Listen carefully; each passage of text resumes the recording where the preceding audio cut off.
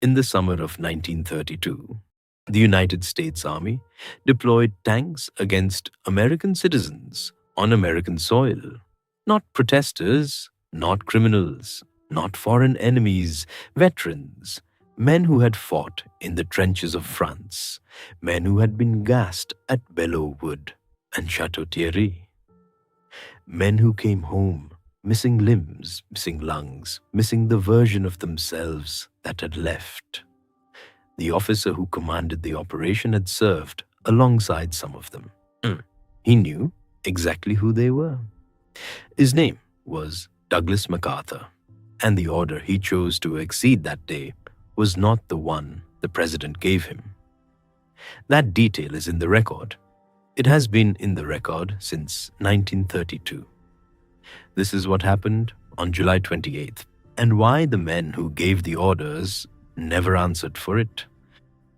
To understand what happened in Washington in 1932, you need to understand what happened in France between 1917 and 1918.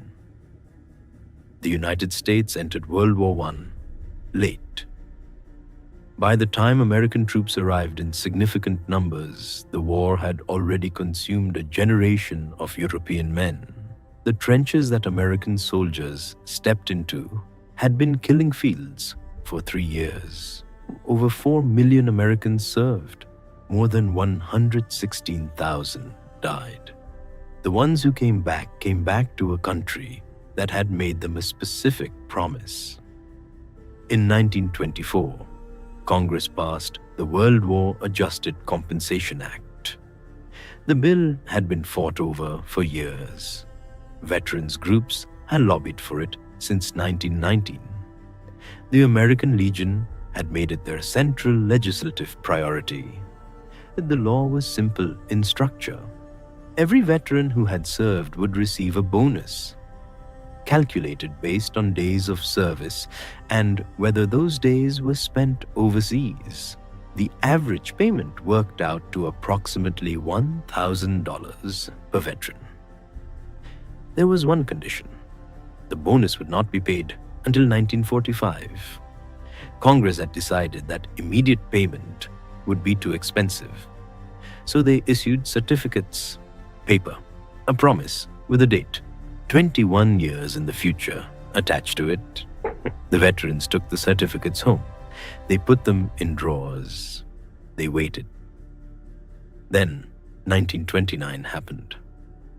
By 1932, unemployment in the United States had reached 25%. Banks had failed by the thousands. Farms were being foreclosed across the Midwest. The men who held those bonus certificates were not waiting in comfortable homes for 1945. Many of them were not eating regularly. $1,000 in 1945 was a legal document sitting in a drawer. $1,000 in 1932 was survival. In the spring of 1932, veterans began arriving in Washington, not in small groups, in columns, riding freight trains, walking highways, driving vehicles, held together by wire and prayer. They came from Oregon and from Georgia, from Texas and from Maine.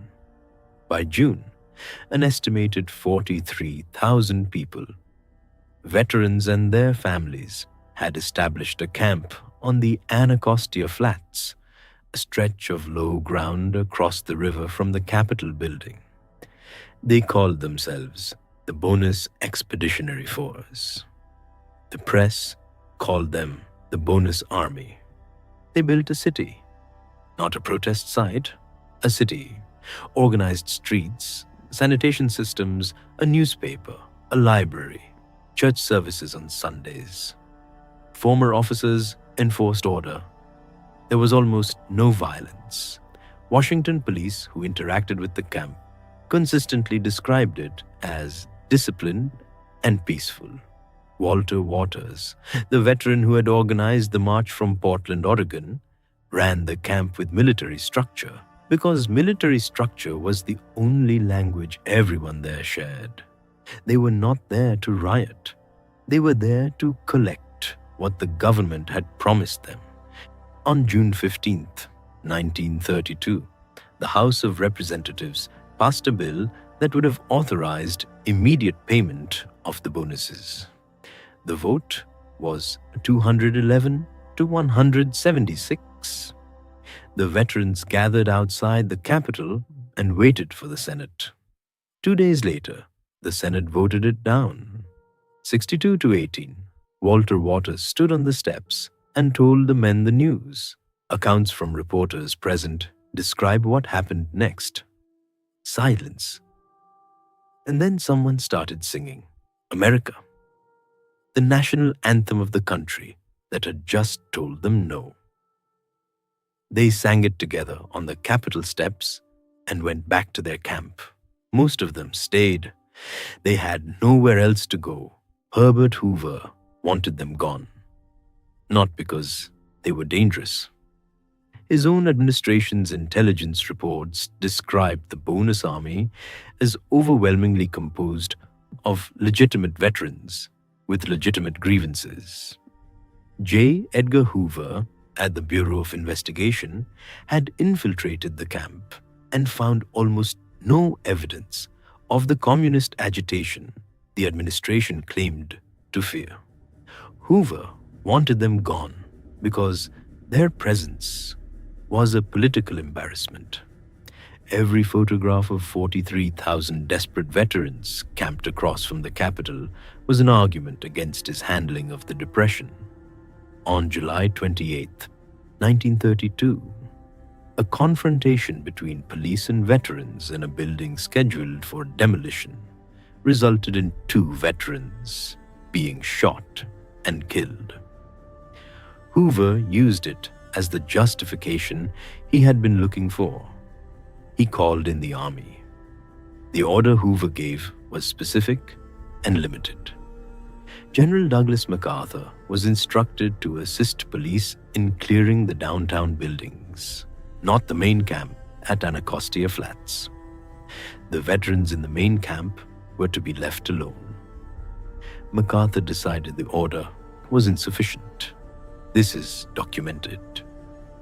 His aide, a young major named Dwight Eisenhower, later wrote in his memoirs that he advised MacArthur not to go personally, that it was beneath the dignity of a general to lead what was essentially a police action against veterans. MacArthur ignored him. At 4 in the afternoon, the United States Army moved through the streets of Washington. Cavalry with drawn sabers, infantry with fixed bayonets, 6 tanks under the command of Major George S. Patton. They cleared the downtown buildings. Veterans retreated. The administration believed it was over. MacArthur ordered the army across the bridge to Anacostia. Aides physically intercepted him twice with messages from the White House ordering him to stop. MacArthur later claimed he never received those messages. His own aide's written account says otherwise. The army entered the main camp at dusk. Tear gas first, then torches. The barracks the veterans had built burned through the night. Families with children ran through smoke to cross the river. One 11-week-old infant died. A 7-year-old boy trying to save his pet rabbit was bayoneted in the leg by a soldier. These details are not disputed. They are in congressional testimony, in contemporary news reports, in the medical records filed afterward. By morning, the camp was ash. The administration's response was immediate and specific. Hoover's press office released statements claiming the bonus army had been dominated by communists and criminals. Patrick Hurley, the Secretary of War, told reporters that less than half of the men in the camp were actually veterans. The record said otherwise. An independent investigation conducted afterward found that approximately 94% of the men in the camp were verified veterans. The communist infiltration that the administration had used to justify federal action existed in the imagination of the press releases more than in the camp itself. MacArthur held a press conference that evening. He described the operation as a routing of a mob that had been about to seize control of the government. He used the word insurrection. Dwight Eisenhower, George Patton, Douglas MacArthur, three men who would define American military leadership for the next 30 years, were present at Anacostia on July 28, 1932. Each of them left a written account. None of those accounts fully agree on what orders were given and what orders were ignored. What they agree on is what happened. The army burnt the camp. The veterans left. Nobody was court-martialed. Nobody was charged. Nobody answered for the infant who died or the child who was bayoneted. Hoover lost the presidential election that November in a landslide. Franklin Roosevelt looked at what Hoover had done and reportedly said, he said it to his aide, Lewis Howe, and that Hoover had just handed him the election. That the sight of the United States Army attacking its own veterans was the end of Hoover's presidency the moment it happened. Roosevelt won 42 of 48 states. The veterans scattered. Some went home to whatever home still existed. Some joined the shanty towns that had spread across American cities. Some died before 1945. Before the certificates they carried ever became the money they were promised. In 1936, Congress finally passed immediate payment of the bonuses over Roosevelt's veto. The average veteran received approximately $580, less than the original promised amount, because the certificates had been recalculated. By then, 94 of the men who had been in the camp at Anacostia were confirmed dead. Not from the assault, from the years between. The certificates still exist. Some are in private collections, some are in archives. They are pieces of paper the United States government issued to men who had done what their country asked and then watched their country decide the debt was inconvenient. MacArthur was never reprimanded. He was sent to the Philippines and would return a decade later as one of the most decorated officers in American history. Patton later wrote in his diary about the Anacostia operation. His entry describes the veterans as a mob. He does not mention the infant. He does not mention the child with the bayonet wound. Eisenhower never forgot it. He wrote about it twice, once in his memoirs and once in a private letter decades later. He described it as one of the most disgraceful episodes he had witnessed in his military career. He described MacArthur's decision to cross the bridge as indefensible. That letter exists. It has been available to researchers for decades. The men who built that camp had a name for what they were doing. They called it the Bonus March. They marched to collect a legal debt the government owed them. That they organized. They sang the national anthem on the Capitol steps when the Senate said no. They went back to their tents and waited.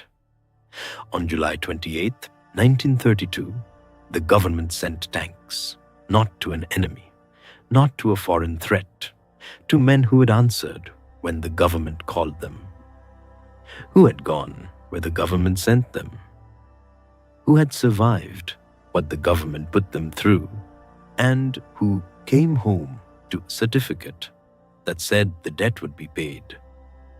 In 1945, this was the moment the government decided that the men who had kept its promises were not owed the same in return. The record has always known what happened at Anacostia. The question was never whether it was documented. The question is why it took until now for you to hear it.